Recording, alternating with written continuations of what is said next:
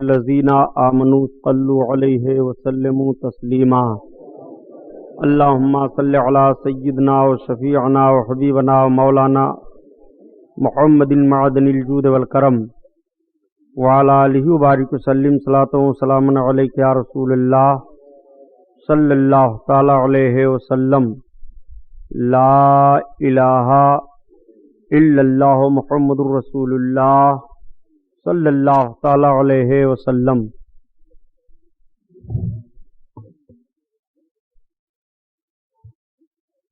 الحمدللہ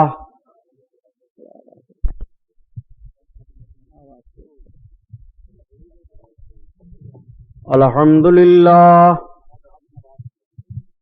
الحمدللہ رب العالمین،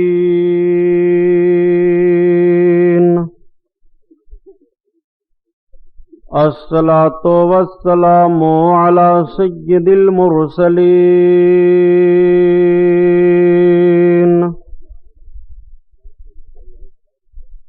وعلی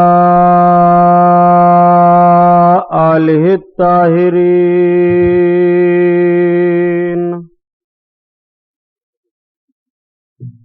واصحابہ المطہرین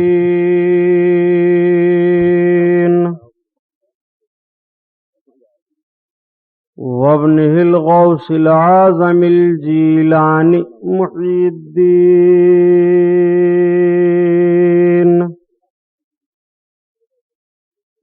واہل بیتہ اجمعین، اما بعد،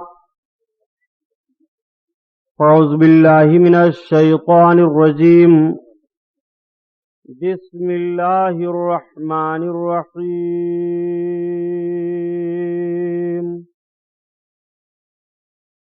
قال اللہ تعالی فی القرآن العظیم والفرقان الحمید،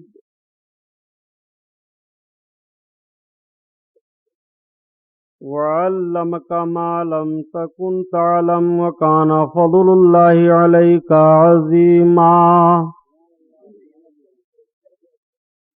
صدق اللہ البصیر القدیر وصدق رسولہ الرشید النذیر، والحمد للہ رب العالمین۔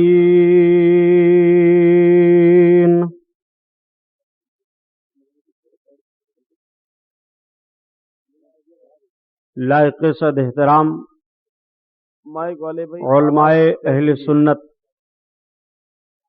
قابل قدر سامعین حضرات، آئیے ہم اور آپ سب سے پہلے اپنے اور ساری کائنات کے مرکز عقیدت حضور رحمت للعالمین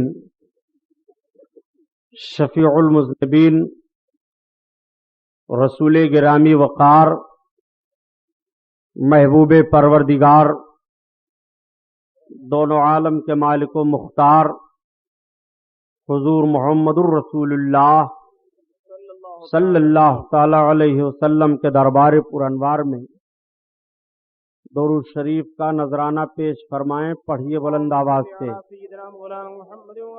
اللہم صلی علی سیدنا و مولانا محمد معدن الجود والکرم وعلی آلہ وبارک وسلم صلاۃ و سلام علیک یا رسول اللہ صلی اللہ تعالی علیہ وسلم۔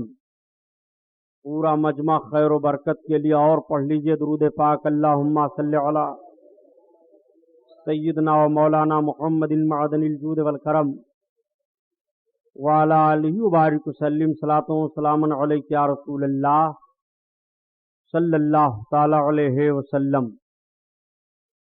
حضرات گرامی، آج کا یہ عظیم الشان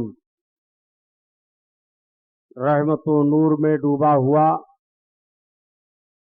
جشن امام اعظم ابو حنیفہ رضی اللہ تعالی عنہ کا پروگرام،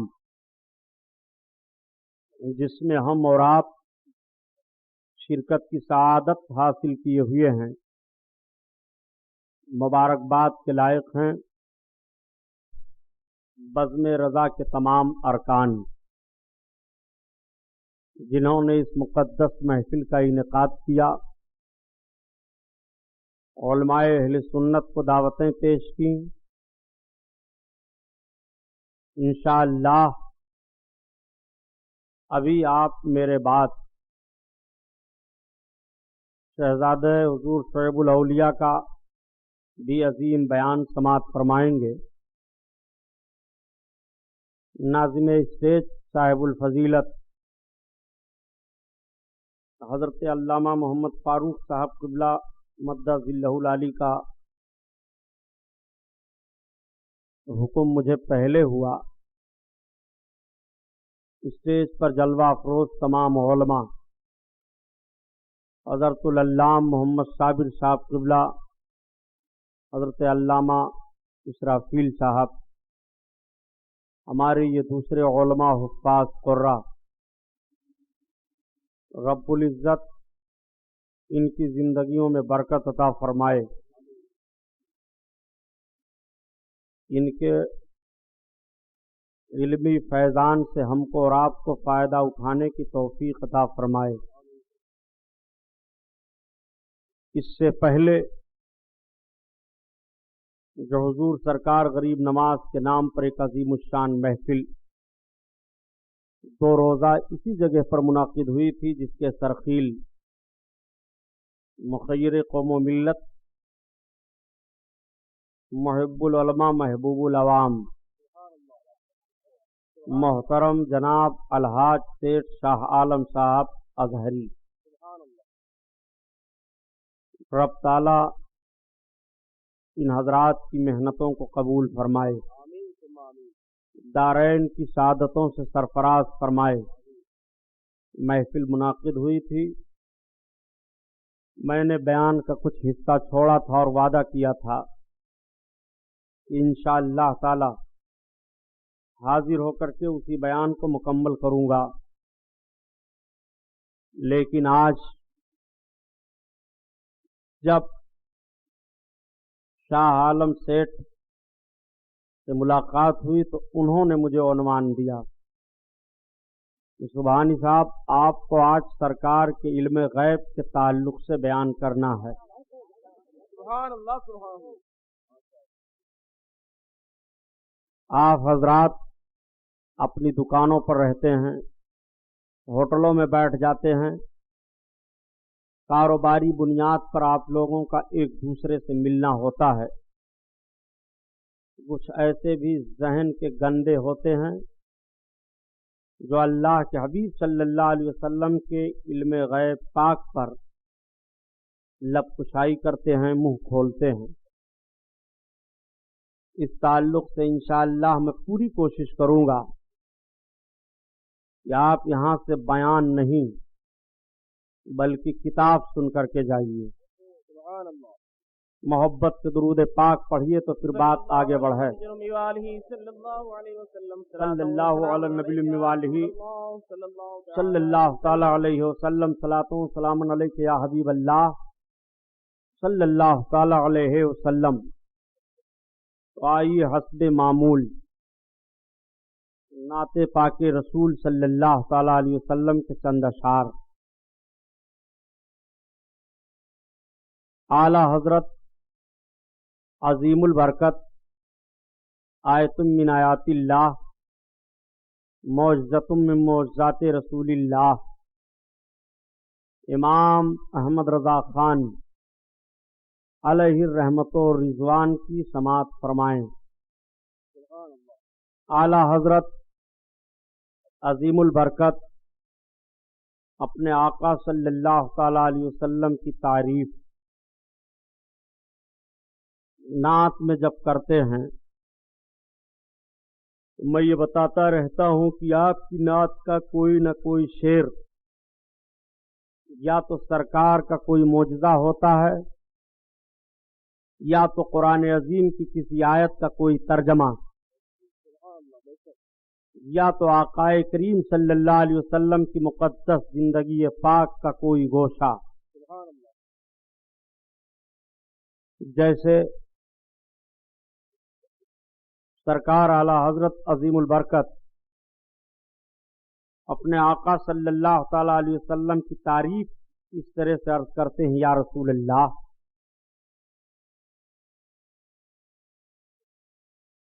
لمیات نظیرو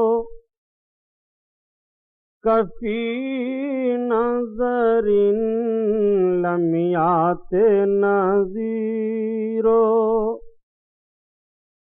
کفی نظر مثل تو نشد پیدا جانا جگراج کو تاج تورے سر سوہے تجھ کو شہ دوسرا جانا البحر علا والموج طغى من بے کسو طوفان ہو شربا من بے کسو طوفان ہو شربا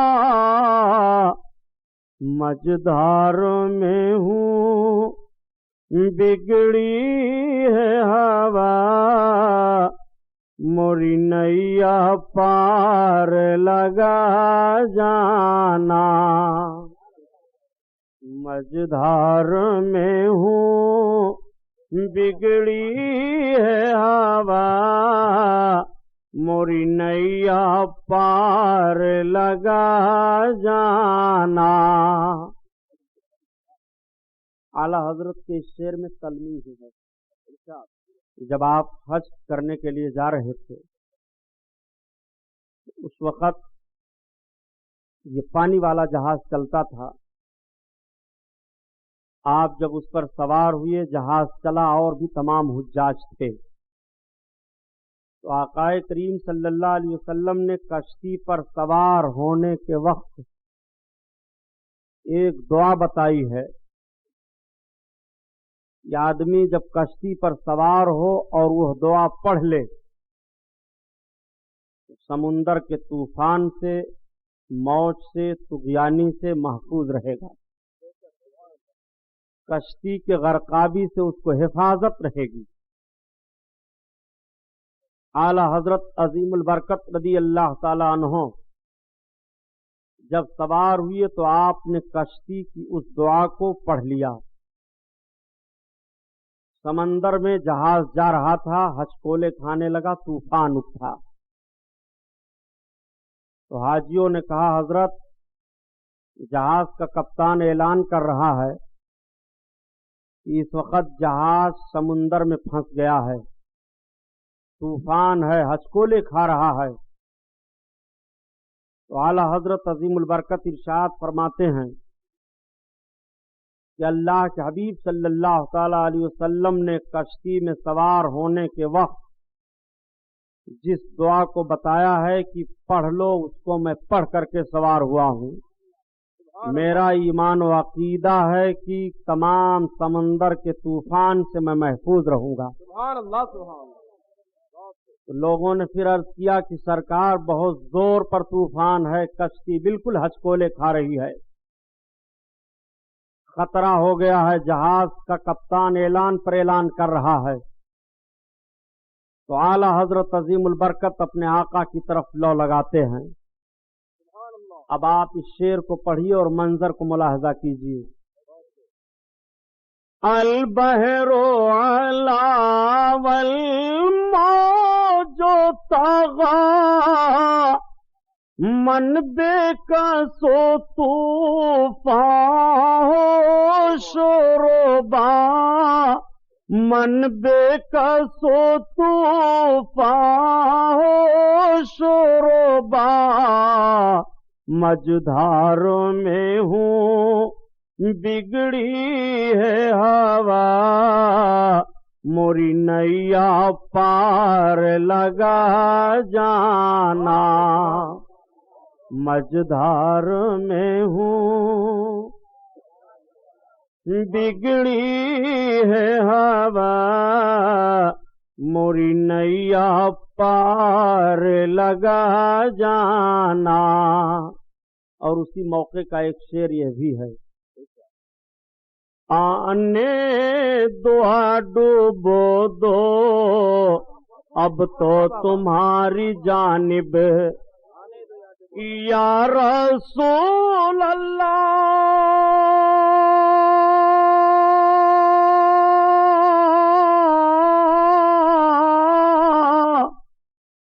آنے دیا ڈوبو دو اب تو تمہاری جانب،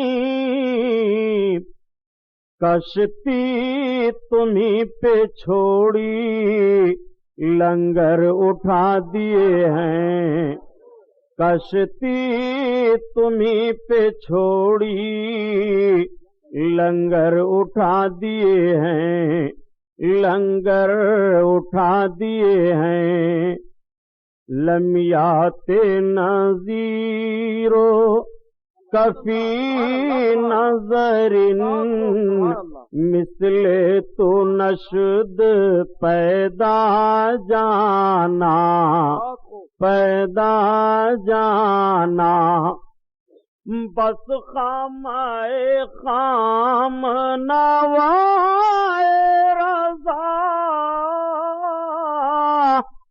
نہ یہ طرز میری نہ یہ رنگ میرا، نہ یہ طرز میری نہ یہ رنگ میرا، ارشاد احبا ناطق تھا، نہ چار اس راہ پڑا جانا، ارشاد احبا ناطق تھا، نہ چار اس راہ پڑا جانا۔ اعلی حضرت سے لوگوں نے فرمائش کی کہ حضور آپ ایک ایسی نعت کہہ دیں جس میں 4 زبانیں پائی جا رہی ہوں، تو اعلی حضرت نے یہ نعت کہی تھی، اور وہ فرمائش کرنے والے سرکار اعلی حضرت کے احباب میں سے ایک ارشاد صاحب تھے اور ایک ناطق تھے سبحان اللہ، بریلی شریف کے۔ ان دونوں نے فرمائش کی کہ حضور ایک ایسی نعت آپ کہیں، تو سرکار اعلی حضرت نے اپنے دونوں احبابوں کے نام کو کس طرح سے نعت میں جوڑ دیا۔ آپ فرماتے ہیں بس خام خام نوائے رضا، نہ یہ طرز میری نہ یہ رنگ میرا، سبحان اللہ، ارشاد احبا ناطق تھا، نہ چار اس راہ پڑا جانا۔ سبحان اللہ، دوستوں کی بات تھی، اپنے آقا کی نعت کہہ دی۔ تو اعلی حضرت عظیم البرکت رضی اللہ تعالیٰ عنہ کا ایک شعر اور پڑھ لو۔ اور کوئی غیب کیا تم سے نہا ہو بھلا، سبحان اللہ، اور کوئی غیب کیا تم سے نہا ہو بھلا، جب نہ خدا ہی چھپا تم پہ کروڑوں درود، طیبہ کے شمس و ضحیٰ تم پہ کروڑوں درود، طیبہ کے بدر و دجا تم پہ کروڑوں درود۔ اور یہ شعر یاد کر لو، پڑھا کرو، تو انشاءاللہ دشمنوں کے شر سے بچے رہو گے۔ تم ہو حفیظ و مغیث، کیا ہے سب دشمن خبیث، تم ہو حفیظ، تم ہو حفیظ و مغیث، کیا ہے وہ دشمن خبیث، تم ہو تو پھر خوف کیا تم پہ کروڑوں درود، تم ہو تو پھر خوف کیا تم پہ کروڑوں درود۔ اعلی حضرت کا شعر بطور وظیفہ یاد کرو، پیارے عاشق رسول کا شعر ہے یہ۔ سبحان اللہ، اور اعلی حضرت اپنے آقا کی بارگاہ میں عرض کرتے ہیں یا رسول اللہ، بزرگوں نے فرمایا کہ غریب ہو تو اس شعر کو بطور وظیفہ پڑھا کرو، امیر بن جاؤ گے۔ سبحان اللہ سبحان اللہ۔ خلق کے حاکم ہو تم، ہاں رزق کے قاسم ہو تم، خلق کے حاکم ہو تم، رزق کے قاسم ہو تم، جو ملا تم سے ملا تم پہ کروڑوں درود۔ تکبیر، نعرہ رسالت، خطیب لاثانی، امام اعظم کانفرنس، سبحان اللہ جو ملا تم سے ملا تم پہ کروڑوں درود۔ اعلی حضرت نے یہ شعر کب کہا تھا جانتے ہو؟ جب کچھ لوگوں نے اعلی حضرت پر مقدمہ قائم کر دیا تھا اور پیشی آئی تاریخ پر جانے کی بات، تو پورے ایڑی چوٹی کا زور لگا دیا تھا کہ اعلی حضرت کو کورٹ میں ہم لوگ کھڑا کر دیں گے۔ جب سرکار اعلی حضرت سے آپ کے لوگوں نے عرض کیا تو آپ نے فرمایا میں ہندوستان کی کورٹ کچہری میں نہیں جاؤں گا۔ لوگوں نے عرض کیا سرکار بہت سخت مقدمہ قائم کیا گیا ہے، آپ کو کورٹ میں جانا پڑے گا، تو آپ نے فرمایا میں نہیں جاؤں گا۔ بس سرکار اعلی حضرت نے قلم اٹھایا اور یہی شعر آقا کی بارگاہ میں لکھنا شروع کیا۔ باعزت آپ کا وہ پروانہ واپس کر دیا گیا، آپ کو کورٹ میں کچہری میں جانے کی ضرورت نہیں پڑی۔ اعلی حضرت عظیم البرکت کا شعر ملاحظہ فرمائیے، بیمار اس شعر کو پڑھا کرے، شافی و وافی ہو تم، کافی و نافی ہو تم،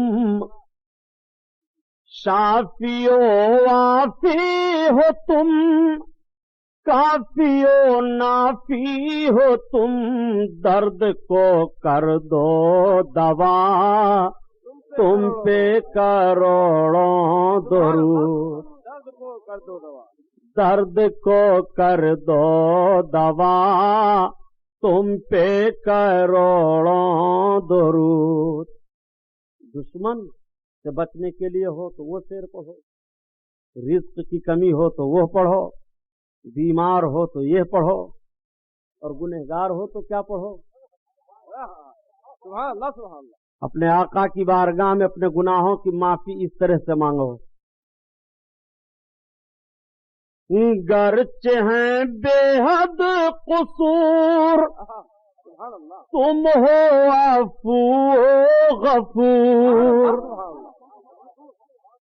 گرچہ ہیں بے حد قصور تم ہو عفو غفور، یا حبیب اللہ،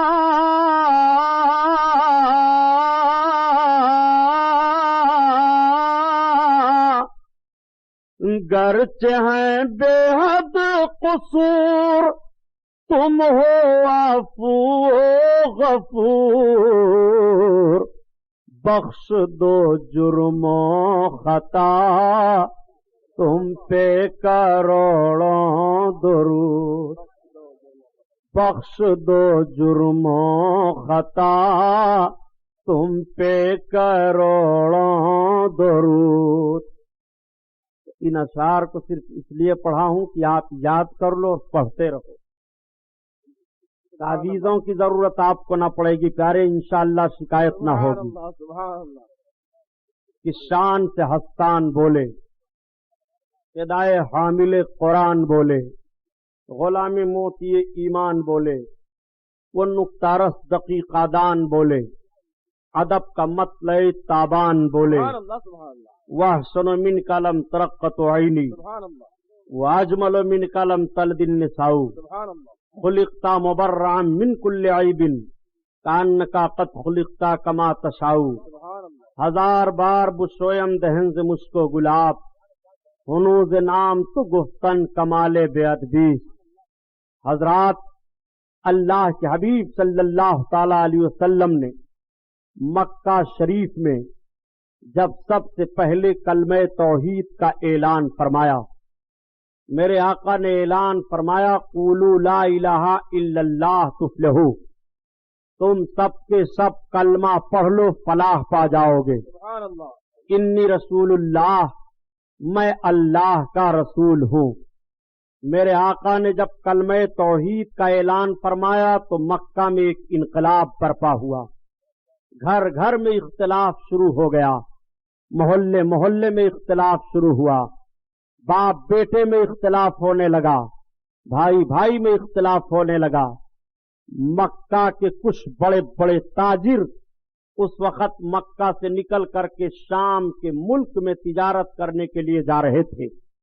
جب اللہ کے حبیب نے اپنی رسالت اور نبوت کا اعلان فرمایا، انہی بڑے بڑے تاجروں میں رئیس مکہ حضرت ابو بکر ابن قحافہ رضی اللہ تعالی عنہ، یعنی حضرت ابو بکر صدیق رضی اللہ تعالی عنہ، یہ بھی سالار قافلہ بن کر کے تشریف لے جا رہے ہیں. سبحان اللہ. حضرت ابو بکر صدیق اس پورے تجارتی قافلہ کے سردار ہیں. پہلے دور میں جب لوگ سفر کیا کرتے تھے تو یکا دکا نہیں بلکہ قافلے کی شکل میں سفر کرتے تھے. یہ نئی سواریاں نہیں تھیں بلکہ اس وقت گھوڑے، اونٹ، خچروں پر، بیلوں پر اور دوسرے جانوروں پر اپنے تجارت کے سامانوں کو لاد کر لوگ چلا کرتے تھے. خود ان جانوروں پر سوار ہوا کرتے تھے. ایک تجارتی غول ہوتا تھا، سفر کرنے والوں کی ایک جماعت ہوتی تھی. اکثر و بیشتر وہ پہاڑ کے راستوں میں چلتے تو رات میں چلتے، دن میں آرام کرتے. حضرت ابو بکر صدیق رضی اللہ تعالیٰ عنہ پورے تجارتی قافلہ کے ساتھ سردار تجار بن کر کے تشریف لے جا رہے ہیں. جب شام کا ملک چند منزل رہ گیا تو رات آئی. آپ نے ارشاد فرمایا تمام تاجروں سے کہ پہاڑیوں کے بیچ سے گزرنا ہے، جھاڑیاں ہیں، جنگلات ہیں، رات میں چلنا مناسب نہیں ہے، اس لیے ٹھہر جاؤ. اور سامنے ایک گرجا گھر نعرہ تکبیر، نعرہ تکبیر، نعرہ رسالت، نعرہ رسالت، علماء اہل سنت، شہزادہ شعیب الاولیاء، نعرہ تکبیر، نعرہ رسالت. محمد معدن الجود والکرم وعلی آلہ وبارک وسلم. صلاۃ و سلام علیک یا رسول اللہ صلی اللہ علیہ وسلم. اور نبیر حضور شعیب الاولیاء، یعنی اب آپ کے جملے میں عرض کروں کہ باپ پوت دونوں سبحان اللہ اسٹیج پر جلوہ افروز ہیں. یعنی حضور حضرت علامہ جامع معقول و منقول شیخ طریقت صاحب الفضیلت پیر طریقت حضرت علامہ شاہ غلام عبد القادر صاحب قبلہ علوی، مرکزی دارالعلوم اہل سنت فیض الرسول براؤں شریف سدھارتھ نگر، اور دوسرے علماء حضرت علامہ عباس صاحب اور بکر صدیق رضی اللہ تعالیٰ عنہ پورے تجارتی قافلہ سے ارشاد فرماتے ہیں کہ ٹھہرو، آج رات یہیں بسر کرو. وہ دیکھو سامنے گرجا گھر ہے، تجارت کا مال گرجا گھر میں رکھو اور یہ پورا میدان ہے، یہاں بسیرا کرو. آپ نے اپنے غلام کو بھیجا، غلام جاؤ معلوم کرو گرجا گھر کے اندر جو راہب ہے اگر اجازت دے دے تو اس کی اجازت سے کچھ تجارت کے سامان جو نازک ہیں وہ رکھ دیے جائیں. آپ کا غلام گیا، راہب کا غلام دروازہ پر بیٹھا ہوا تھا. حضرت ابوبکر کے غلام نے کہا میں مکہ کے سردار رئیس مکہ ابو بکر ابن قحافہ کا غلام ہوں جو پورے تجارتی قافلہ کے سردار ہیں. تم کون ہو؟ اس نے کہا اس گرجا گھر کے اندر جو میرا آقا صرف خدا کی عبادت کرتا ہے میں اس کا غلام ہوں. کہا اپنے آقا سے پوچھ لو کیا مجھے یہاں ٹھہرنے کی اجازت دی جا سکتی ہے؟ ہم اپنے تجارت کے کچھ مال کو رکھنا چاہتے ہیں. اس نے کہا نہیں، یہاں کسی کو رہنے کی اور ٹھہرنے کی اجازت نہیں ہے. اب سے پہلے کچھ لوگ آئے تھے جنہوں نے کچھ ایسا گھنونا کردار یہاں کیا کہ ہمارا آقا خفا ہو گیا. اس غلام نے کہا پہلے تم جا کر بتا دو تو کہ ہم مکہ کے تاجر ہیں۔ اس کے دل میں کچھ بات آئی، اٹھا اور گرجا گھر کے اندر گیا اور اپنے آقا سے کہا کہ حضور مکہ سے کچھ تجارتی لوگ آئے ہیں اور وہ تجارت کا سامان لے کر کے آئے ہیں، یہاں رکھنا چاہتے ہیں، رات ہو گئی ہے، بسیرا کرنا چاہتے ہیں، رات گزار کر پھر وہ چلے جائیں گے، اجازت آپ دیتے ہیں؟ مکہ کا نام سننا تھا کہ راہب اٹھ کر کے کھڑا ہو گیا۔ اس نے ایک پرانی کتاب نکالی اور نکالنے کے بعد اس میں کچھ دیکھنے لگا اور دیکھنے کے بعد کہا غلام جاؤ اس غلام سے کہہ دو کہ تم اپنے آقا کو بلا کر لاؤ۔ غلام راہب کا گیا اور حضرت ابوبکر صدیق چنانچہ آیا غلام اور اس نے عرض کیا حضور چلیے راہب آپ کو بلاتا ہے۔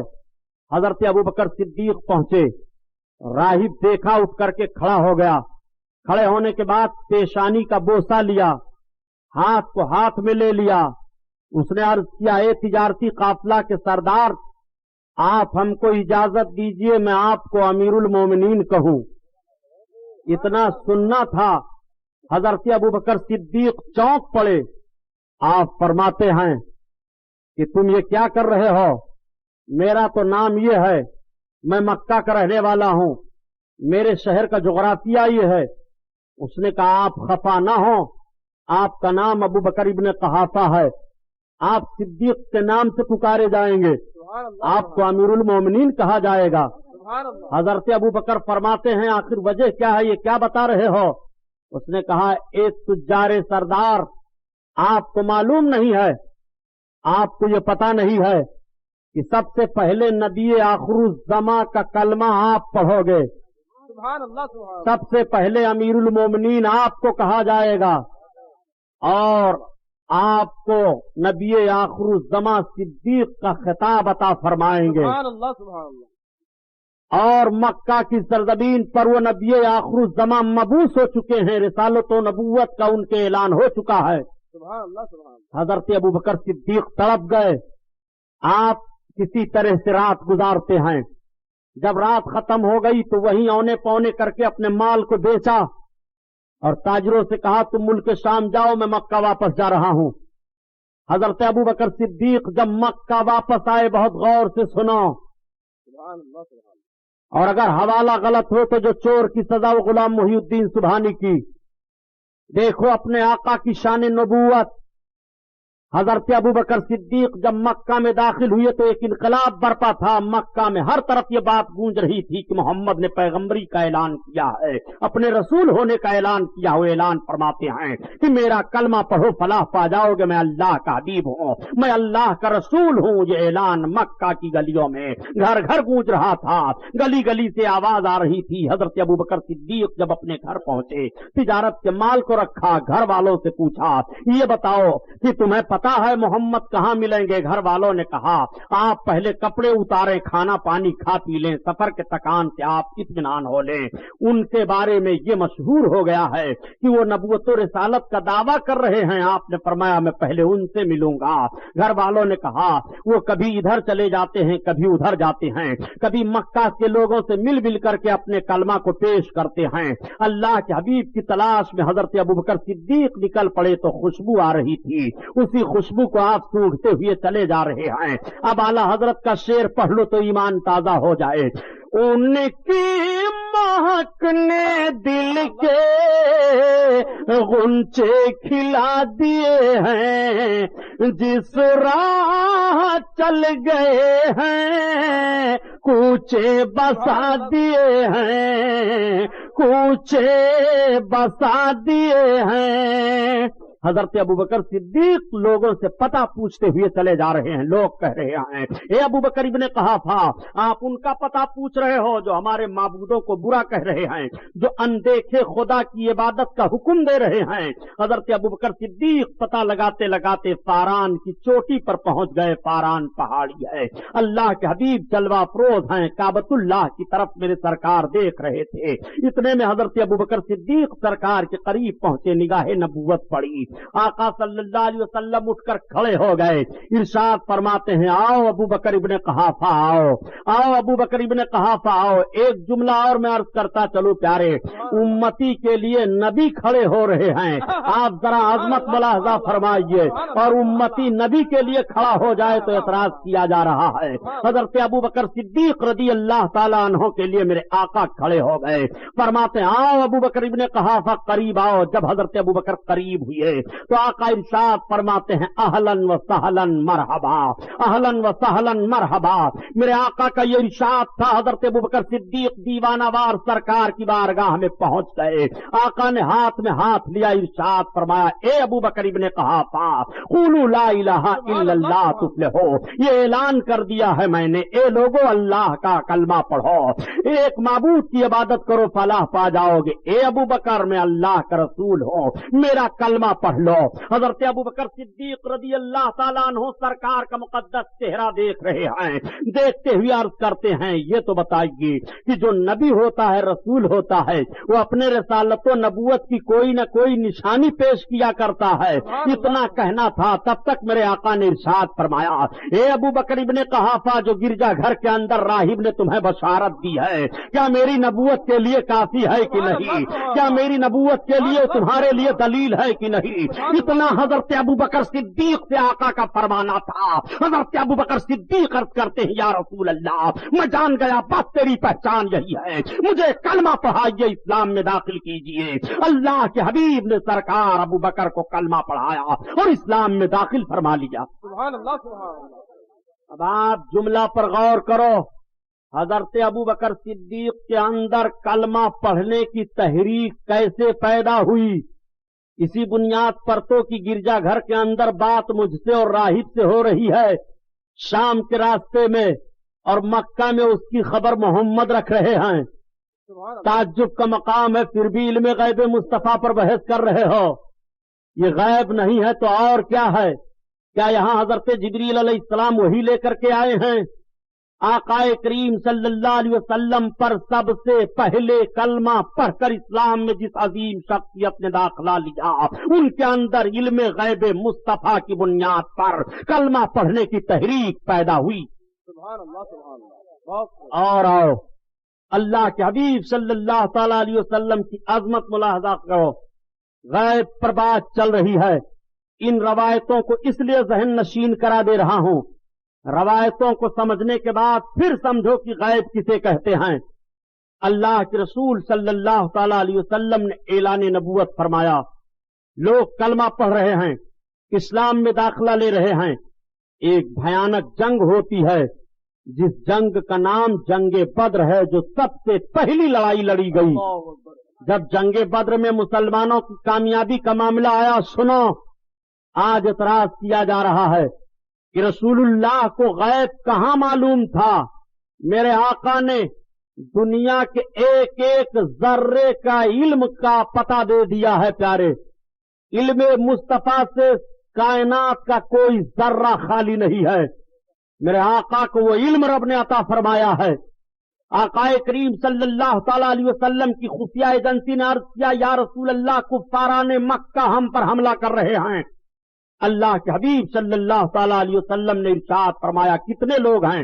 عرض کرتے ہیں یا رسول اللہ ان کے وہاں آج 3 اونٹ ذبح ہوئے ہیں۔ سرکار نے فرمایا اس کا مطلب وہ 1000 کے قریب ہیں۔ 1000 اسلام کے مخالفین میدان میں اتر چکے ہیں مقام بدر پر۔ اللہ کے حبیب صلی اللہ تعالی علیہ وسلم نے 313 مجاہدین کی ایک جماعت کو لیا۔ وہ کیسی جماعت تھی 313 لوگوں کی؟ ایسی جماعت تھی کہ کسی کے پاس تلوار ہے، کوئی ننگے پیر ہے، کسی کے پاس ڈھال ہے، کسی کے پاس تیر ہے، کسی کے پاس وہ بھی نہیں ہے، کسی کے پاس سر پر پگڑی بھی نہیں ہے، کسی کے جسم پر صحیح کپڑا بھی نہیں ہے۔ ایسے لوگوں کی ایک مختصر جماعت اللہ کے حبیب لے کر کے میدان میں اتر پڑے۔ میرے سرکار جب میدان میں اترے خیمہ زن ہو گئے، تو حضرت عمر فاروق اعظم کو بلایا. آپ نے فرمایا عمر بن خطاب ادھر آؤ. حضرت عمر بن خطاب آئے. اللہ کے حبیب نے ان کے ہاتھ کو پکڑ لیا. ایک ہاتھ سرکار ان کا ہاتھ اپنے ایک ہاتھ میں لیے ہوئے ہیں اور دوسرے ہاتھ میں میرے آقا کے عصا شریف ہے, اور عصا شریف سے میدان میں چل کر کے میرے سرکار ایک لکیر کھینچ رہے ہیں اور ارشاد فرما رہے ہیں اے عمر, کل اس کے اندر ابو جہل مارا جائے گا, کل اس کے اندر فلاں کافر مارا جائے گا, کل فلاں کافر یہاں مارا جائے گا.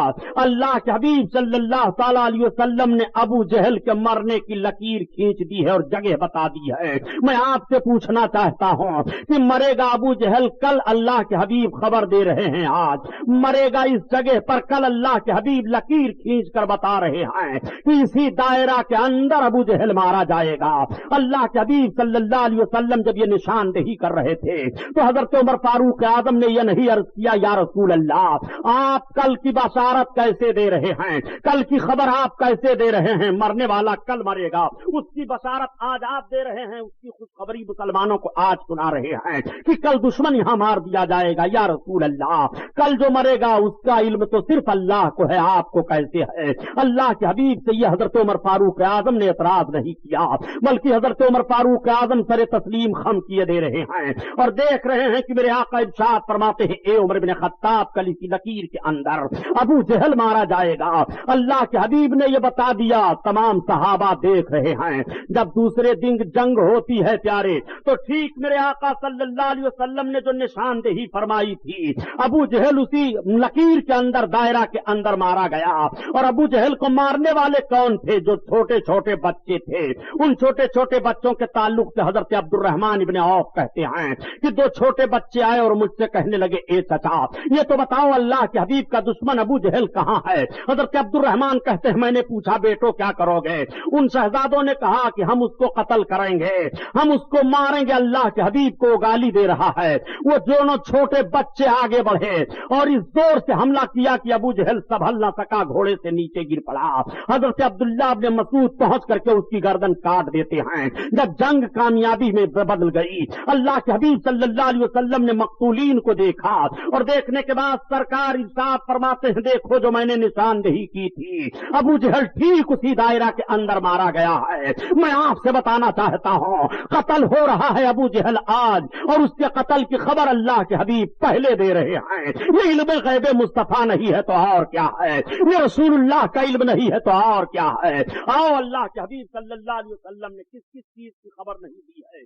نبی کونین صلی اللہ تعالی علیہ وسلم جلوہ افروز ہیں. یہی مقام بدر ہے جب جنگ جیت لی گئی اور کچھ لوگ قیدی بنا لیے گئے, مدینہ شریف میں لائے گئے تو اللہ کے حبیب نے صحابہ کا اجتماع کیا اور آپ ارشاد فرماتے ہیں اے میرے صحابہ مشورہ یہ دو ان قیدیوں کے تعلق سے کیا کیا جائے.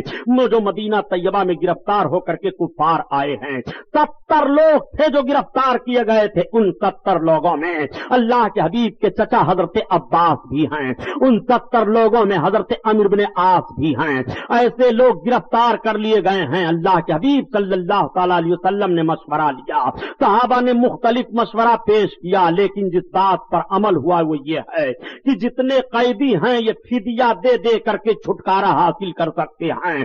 جن لوگوں کے پاس کچھ نہیں تھا دینے کے لیے اور وہ پڑھے لکھے تھے تو اللہ کے حبیب ارشاد فرماتے ہیں کہ یہ مدینہ طیبہ میں مسلمانوں کے بچوں کو پڑھا لکھا دے, ان کا فدیہ یہی ہے, ان کے چھوڑنے کا بدلہ یہی ہے. میرے آقا نے تعلیم پر کس طرح سے زور دیا ہے اس پر بھی غور فرمائیے. اللہ کے حبیب صلی اللہ تعالی علیہ وسلم کے سامنے حضرت عباس آپ کے چچا لائے جاتے ہیں. آپ نے فرمایا چچا جان آپ فدیہ دینا چاہتے ہو کہ آپ کے تعلق سے کچھ اور فیصلہ کیا جائے؟ تو حضرت عباس عرض کرتے ہیں کہ میرے پاس کچھ نہیں ہے. اللہ کے حبیب ارشاد فرماتے ہیں آپ کے پاس کچھ نہیں ہے, بتاؤں آپ کے پاس کیا ہے؟ تو اللہ کے حبیب نے ارشاد فرمایا سنو جو آپ کے پاس ہے. اے چچا جب آپ اپنے گھر سے چلنے لگے تھے ہم سے لڑنے کے لیے تو آپ نے چچی کو بلا کر کے اتنے 1000 درہم دیا تھا اور آپ نے کہا تھا کہ یہ تم اپنے پاس رکھو, اگر میں مارا گیا تو تمہارے لیے خرچہ ہے اور میں لوٹ کر کے آیا تو یہ تمہارے لیے ہے. آپ نے دیا تھا کہ نہیں دیا تھا؟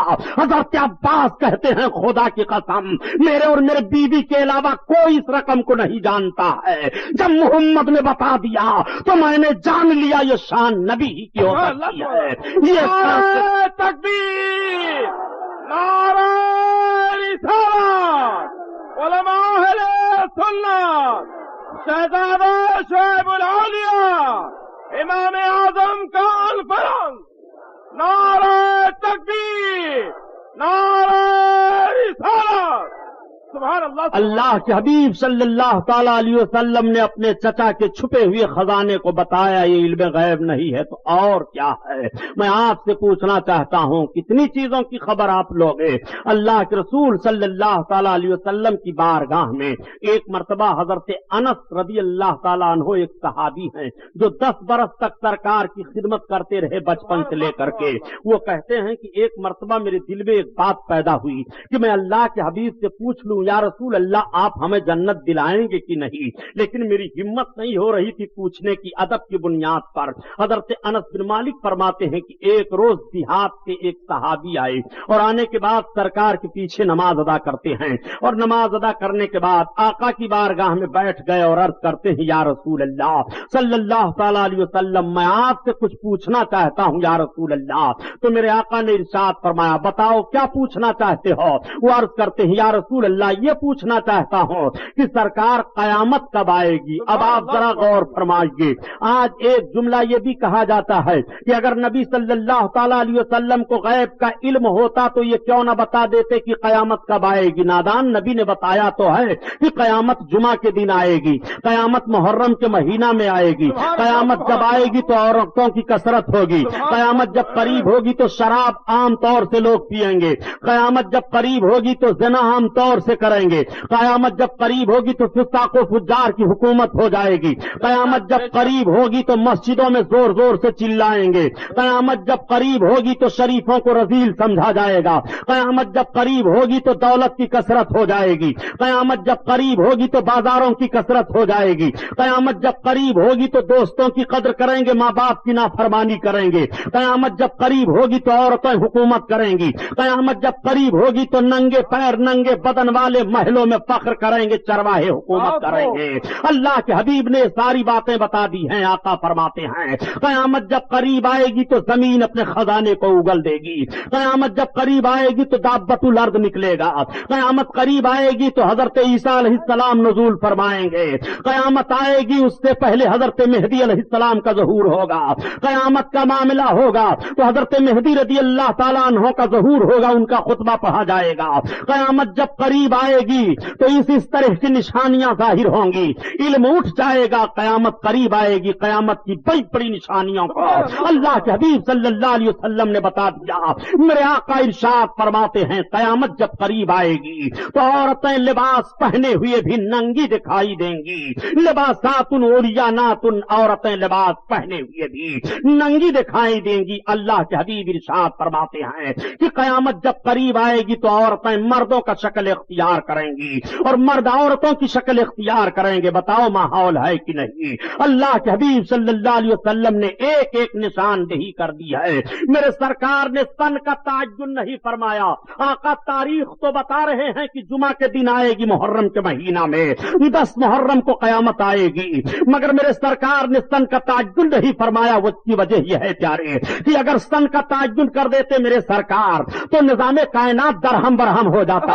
अगर ये बता दिया जाता फला सन में कयामत आएगी तो फिर न कोई मुल्क तामीर हो सकता था, न कोई आदमी मकान बनाता, न कोई शादी ब्याह करता कि फला सन में कयामत आने वाली है, जरूरत ही है क्या सब करने धरने की। देखो मरना हक है, सब जानते हैं कि मरना है, लेकिन अगर कोई ये जान जाए कि मैं फला दिन मर जाऊंगा तो इल्ला माशा अल्लाह अगर अक्सरियती तबका ये जान ले मैं फला दिन मर जाऊंगा तो ना तो वो शादी करेगा, ना तो अपने बच्चों का इंतजाम करेगा, ना तो मकान बनाएगा, ना तो तिजारत करेगा। उसे ये मालूम है कि हाँ मरना है, मगर वो तारीख नहीं जान रहा है कब मुझे मरना है।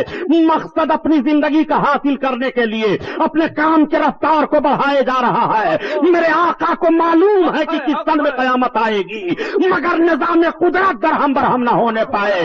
इस बुनियाद पर नबी ने सन का ताज्जुन नहीं फरमाया। सुभान अल्लाह, सुभान अल्लाह।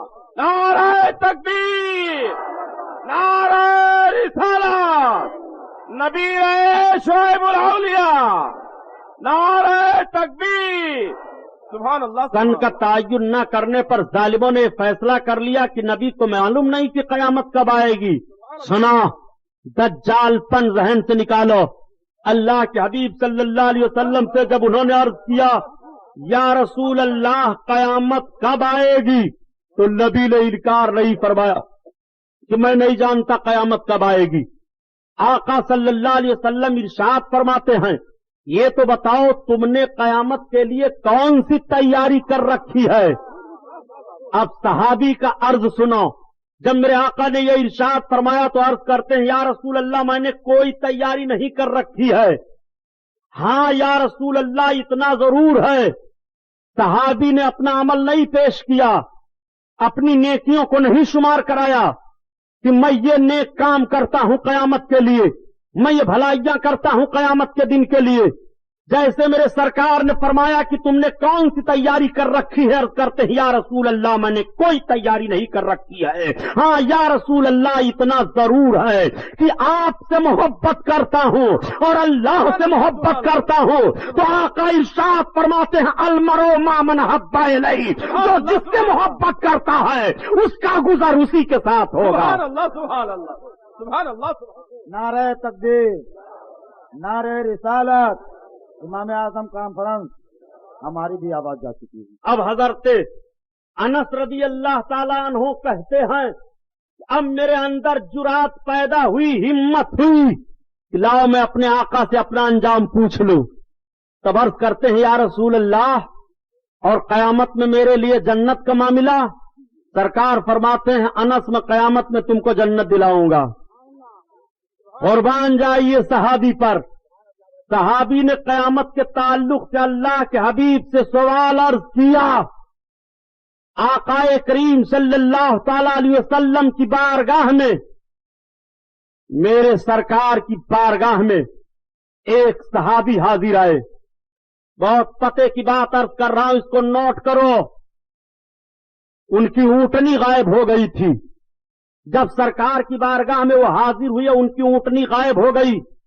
پہلے یہ عقیدہ بنا ہوگا کہ نبی سے پوچھو بتائیں گے تب تو آئے. پہلے صحابی کے ذہن و فکر میں بات آئی ہوگی تب تو وہ سرکار کی بارگاہ میں آ رہے ہیں. ذرا ذہن پر زور دے کر کے سمجھیے کہ صحابی تلاش نہیں رہے ہیں، بلکہ جب اونٹنی غائب ہو گئی تو اس کو آقا کی بارگاہ میں آ رہے ہیں تلاشنے کے لیے، اور سرکار کی بارگاہ میں حاضر ہو کر عرض کرتے ہیں یا رسول اللہ ایک فریاد لے کر کے سرکار میں آیا ہوں. آقا فرماتے فریاد؟ ہاں یا رسول اللہ کون سی بات ہے؟ عرض کرتے ہیں یا رسول اللہ میری اونٹنی غائب ہو گئی ہے. سبحان اللہ. آپ واقعہ سنانا مقصد نہیں ہے، جو بات ذہن و فکر میں اتارنا چاہتا ہوں اس کو ذہن میں بٹھاؤ. واہ واہ واہ. علم غیب کے تعلق سے آج تمہارے اعتراض کا جنازہ نکال دوں گا. انشاءاللہ. صحابی رسول سرکار کی بارگاہ میں حاضر ہو کر پوچھ رہے ہیں یا رسول اللہ میری اونٹنی غائب ہو گئی ہے. پتا چلا کہ صحابی کے ذہن و فکر میں پہلے یہ بات بس گئی ہے کہ نبی سے چل کر کے پوچھو نبی بتائیں گے. اگر یہ بات ہوتی کہ نبی نہیں جانتے ہیں چھپی ہوئی چیزوں کو اور پوشیدہ چیزیں نبی کے علم میں نہیں ہیں تو صحابی نبی کی بارگاہ میں نہیں آتے. نبی کی بارگاہ میں اس لیے آ رہے ہیں کہ پہلے ان کا عقیدہ ہو چکا ہے کہ نبی چھپی ہوئی چیز کو بتا دیں گے. سبحان اللہ سبحان اللہ.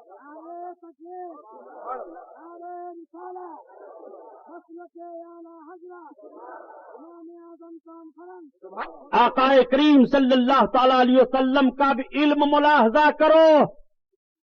میرے سرکار صلی اللہ تعالی علیہ وسلم کے علم پاک پر اعتراض کرنے والوں، تم اپنی زبان میں نبی کو سمجھ رہے ہو. نبی کو تم اگر ابو جہل کے ذہن و فکر سے سمجھ لیتے تب بھی علم غیب پر اعتراض نہ کرتے. بے شک بے شک. کیا بات ہے.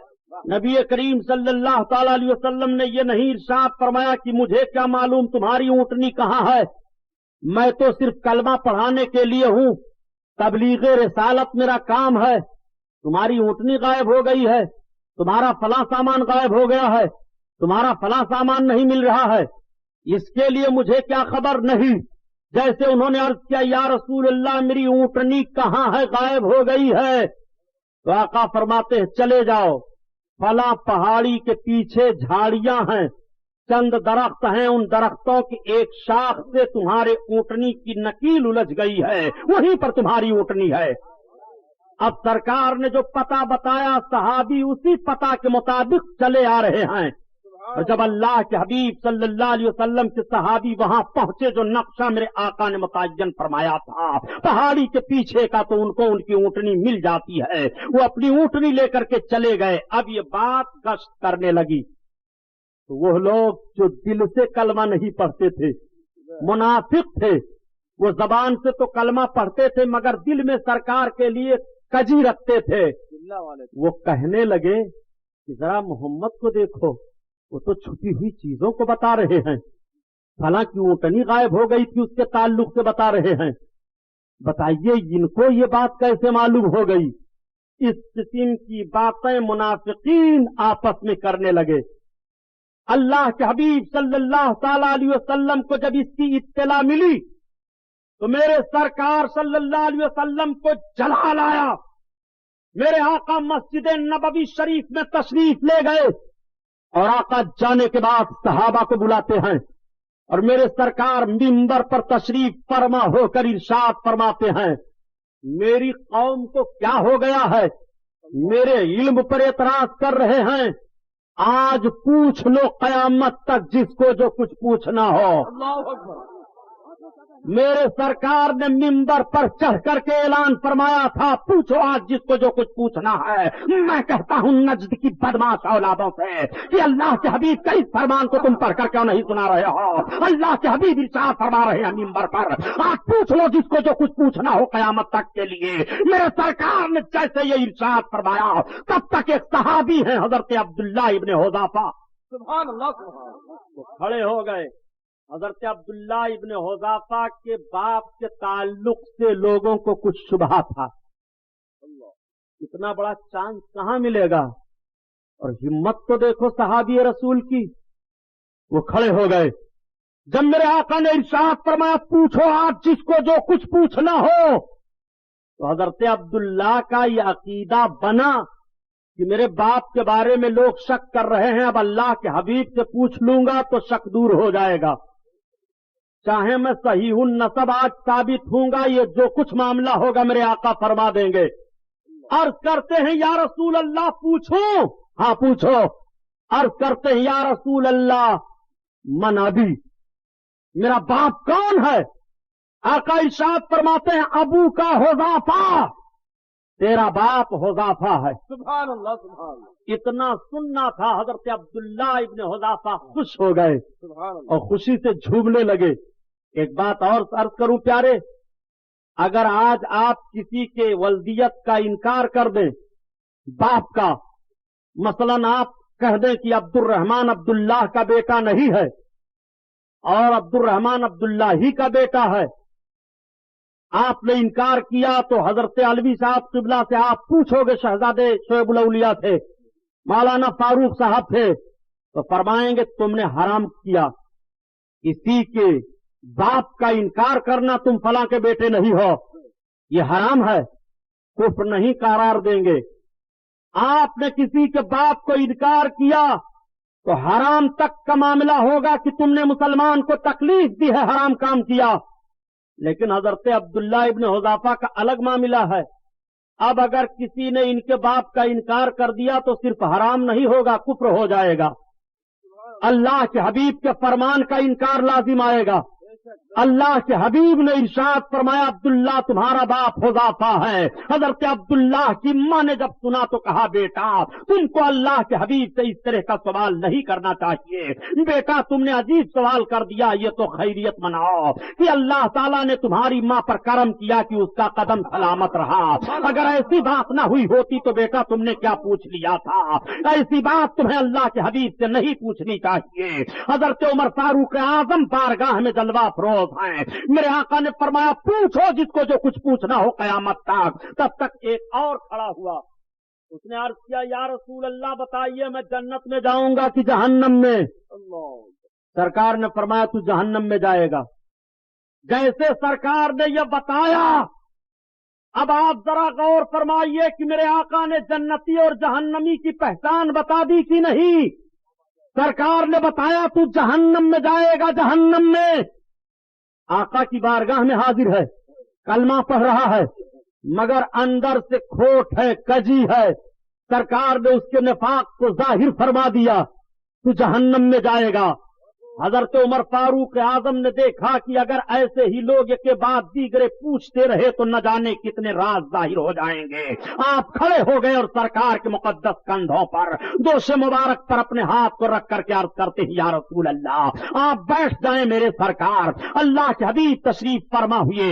حضرت عمر فاروق اعظم عرض کرتے ہیں یا رسول اللہ ہمارا ایمان ہے کہ آپ نبی برحق ہو، ہمارا ایمان ہے کہ خدا ایک ہے، یا رسول اللہ ہمارا ایمان ہے کہ اللہ عبادت کے لائق ہے، اسلام میرا مذہب ہے۔ اے اللہ کے حبیب اگر ہم میں سے کسی نے آپ کو کچھ کہہ دیا ہے تو اس کی معافی ہم مانگ رہے ہیں، اللہ کے حبیب معاف فرما دیجئے۔ آقا ارشاد فرماتے ہیں جاؤ میں نے معاف کر دیا۔ سبحان اللہ سبحان اللہ۔ اس کو کیوں نہیں بیان کرتے؟ یہ علم غیب نہیں ہے تو کیا ہے؟ یہ نبی کے علم غیب ہی پر تو اعتراض ہوا تھا جب سرکار نے منبر پر کھڑے ہو کر کہا تھا پوچھو جس کو جو کچھ پوچھنا ہے، معلوم کرو قیامت تک میں بتاؤں گا۔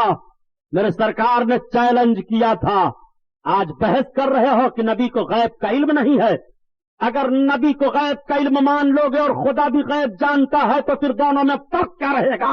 نادان میں کہتا ہوں تیرے عقل کے مطابق کہ نبی کے لیے تو چیزیں پوشیدہ ہیں، خدا کے لیے کون سی چیز پوشیدہ ہے؟ جو تو خدا کے لیے کہے گا کہ خدا غیب جانتا ہے، خدا کے لیے تو ساری چیزیں ظاہر ہے، جو چیزیں وجود میں ہیں وہ بھی ظاہر ہے اور جو چیزیں عدم میں ہیں وہ بھی ظاہر ہے۔ خدا کے علم پر تو کوئی ذرہ پوشیدہ ہے ہی نہیں۔ نعرہ تکبیر، نعرہ رسالت۔